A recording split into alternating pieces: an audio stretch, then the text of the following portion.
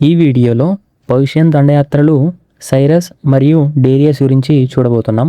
పరిచయం విషయానికి వస్తే అలెగ్జాండర్ భారతదేశంపై దండయాత్ర చేసే కన్నా ముందే వాయువ్య భారతదేశంపై అకేమెనిడ్ పర్షియన్ సామ్రాజ్యం దాడి చేసింది.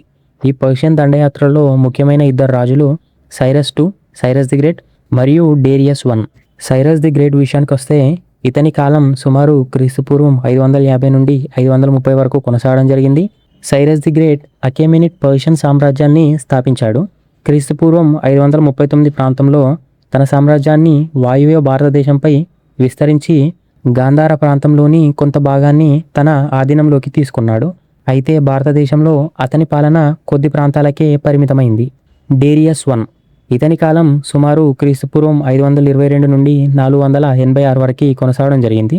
డేరియస్ I సైరస్ తర్వాత పర్షియన్ సామ్రాజ్యాన్ని ఇంకా విస్తరించాడు.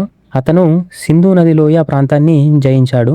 ఇందులో పంజాబ్ మరియు సింధు ప్రాంతాల్లోని కొంత భాగం కూడా ఉన్నాయి. ఈ ప్రాంతాలన్నిటినీ కలిపి పర్షియన్ సామ్రాజ్యంలో 20వ సాత్రపీ అనగా ప్రొవిన్స్గా ఏర్పాటు చేశాడు. గ్రీకు చిత్రకారుడు హెరోడోటస్ ప్రకారం ఈ 20వ సాత్రపీ పర్షియన్ సామ్రాజ్యానికి అత్యధిక ఆదాయం తెచ్చిపెట్టిన ప్రాంతాల్లో ఒకటి. పర్షియన్ దండయాత్రల ప్రభావం.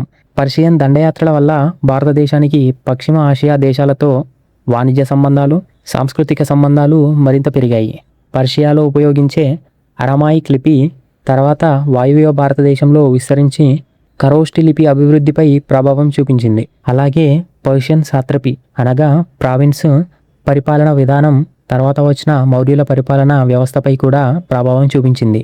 పర్షియన్ల పాలన భారతదేశంలో ఎక్కువ కాలం కొనసాగకపోయినా అలెగ్జాండర్ భారతదేశానికి రావడానికి ముందు విదేశీ సంబంధాలు పెరగడానికి మంచి పునాది వేసింది.